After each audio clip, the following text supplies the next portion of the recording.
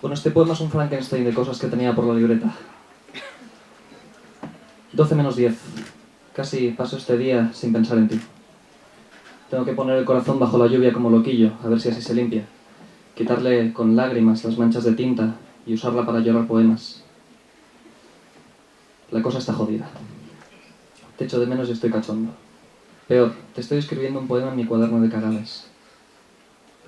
El aleatorio de Spotify me sugiere Quiero follar contigo, de Sexy Zebras, aunque en realidad es una canción que no me habla de ti.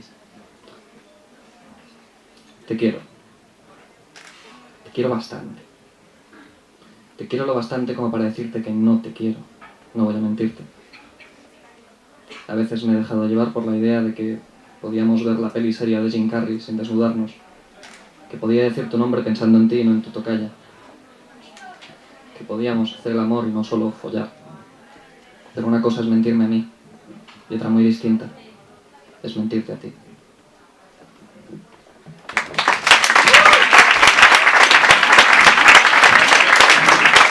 Bonito.